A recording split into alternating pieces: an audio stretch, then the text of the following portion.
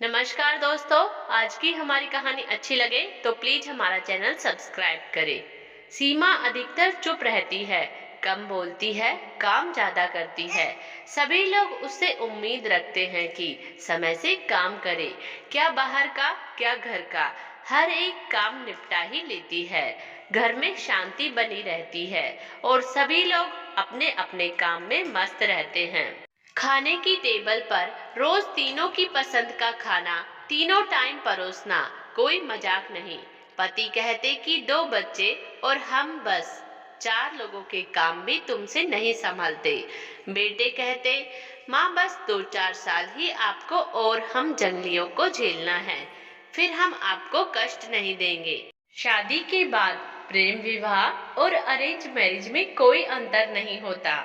विवाह बस विवाह है जिसमें 2 व्यक्ति अलग अलग विचार लिए जुड़ जाते हैं। परिवार की गर्ज है, पूरी तो करनी ही होगी। फिर ये परिवार ही तो उनकी धरोहर है। बाकी उसकी पढ़ाई लिखाई, पिता का लाड प्यार, माँ की स्नेहिल बातें, सहेलियों के हंसी ठट्टा, सब कुछ दिल की पिटारी में कैद हो चुका है। सब कुछ दिया भगवान ने, पर चैन नहीं है सीमा को। आखिर क्यों अपने भाग्य को कोसती रहती है। पति विशाल बहुत अच्छा कमाते हैं, नामी व्यापारी है, सोसाइटी में नाम है उनका। अक्सर सीमा को भी साथ ले जाते हैं। पार्टी में वहां भी सीमा अनमनी सी रहती है, कभी खुशी महसूस क्यों नहीं कर पाती। पति ने कई बार ये कह उसे टोका भी है। वो कहते हैं कि सीमा एक बेचैन आत्मा है जो सिर्फ भटकती रही रहती है। उनका कहना है कि सीमा को खुश करना नामुमकिन है, हाँ उसे खुश रखना किसी की जिम्मेदारी कैसे हो सकती है। ये काम तो सीमा का है, सबको खुशियाँ बांटना।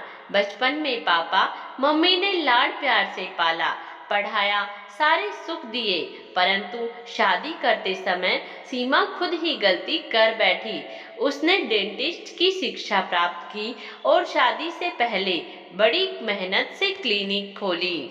वही एक दिन उसकी मुलाकात विशाल से हुई। वो अपने पिता को इलाज के लिए लाए थे।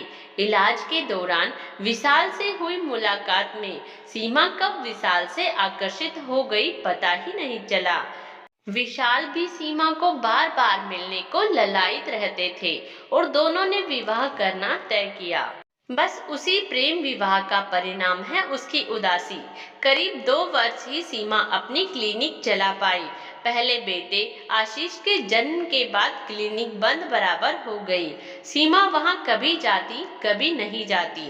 विशाल से जब भी बच्चे को कुछ समय देने की बात कहती ताकि खुद क्लिनिक ठीक से संभाल पाए, विशाल सीधे ही मना कर देते।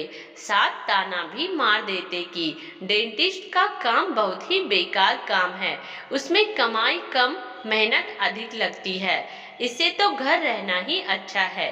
मन में सोचकर दूसरे बेटे मयंक के जन्म के बाद क्लिनिक पर सदा के लिए ताला जड़ दिया और पूरी तरह गृहस्थी संभालने लगी। आज तक यही दुख उसे कचोटता रहता है। पढ़ लिख कर भी एक अनपढ़ ही रह गई। मम्मी पापा उसका दुख समझते थे, पर वो इस गहरी चोट को नासूर बनने से रोक नहीं सके। बड़े बेटे ने विशाल के विरोध के बावजूद डॉक्टर की पढ़ाई की और अगले वर्ष खुद की क्लिनिक खोल ली। उसकी योजना है, 3-4 दिन से सीमा से कह रहा है कि हम एक बड़ी सी जगह लेंगे, वहाँ 3 डॉक्टर प्रैक्टिस करेंगे। एक डॉक्टर आशीष, दूसरी डॉक्टर सीमा व तीसरी उसकी होने वाली पत्नी डॉक्टर रूबिका, जिसने स्त्री रोग विशेषज्ञ की शिक्षा पाई है। डॉक्टर रूबिका का जिक्र आते ही सीमा थोड़ा सकपकाई। बेटे ने शादी करने का निश्चय भी ले लिया और उसे पता भी नहीं। वैसे ऊपरी तौर पर सीमा ने आशीष के इस निर्णय से खुशी जताई, परंतु क्लिनिक में साथ काम करने से साफ मना कर दिया, क्योंकि वो खूब समझ रही थी कि बेटा क्लिनिक के काम की जिम्मेदारी सीमा पर छोड़ना चाहता है, जिसके लिए वो कभी तैयार नहीं होगी। इतने वर्षों में तो कभी नहीं कहा कि माँ आप अपना क्लिनिक खोलो। अब अचानक माँ को सम्मानित किया जा रहा है और भला बनने का ड्रामा किया जा रहा है। सीमा ने रोम रोम में एक झंझनाहट महसूस की। आह, स्वार्थ कितना कठोर होता है। सीमा को अंदाजा था कि एक न एक दिन आशीष की योजना पर घर में मीटिंग अवश्य होगी। उसका सोचा सही निकला। मीटिंग में सीमा, विशाल, आशीष और रूबिका शामिल थे। छोटा बेटा मयंक अमेरिका पढ़ाई करने गया हुआ है। उसे पिता के काम को लार्ज स्केल पर बढ़ाना है। वैसे भी इंग्लैंड में ही सेटल होने का शौक है। मीटिंग में रूबिका की उपस्थिति से सीमा बहुत अटपटा महसूस कर रही थी।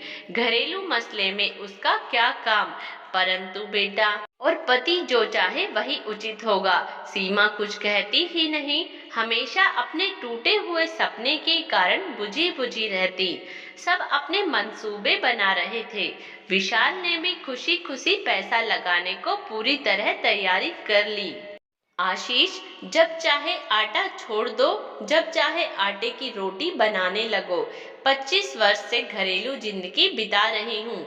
डॉक्टरी की ABC भी भूल चुकी हूँ। तुम और रूबिका डॉक्टर होते हुए भी ये कैसे सोच सकते हो कि मैं क्लिनिक चला लूंगी? अखबार में विज्ञापन देकर कोई अच्छी सहायक तलाश लो। सबके चेहरे के भाव देखने को एक पल भी वहां नहीं रुकी। अपने कमरे में जा दरवाजा बंद कर शांति से लेट गई। आत्मा से सारे बोझ उतर गए। स्वार्थ को आईना जो दिखा आई थी। निश्चय किया, परिवार के स्नेह में अब और अंधी नहीं रहेगी। स्वाभिमान अभी मरा नहीं।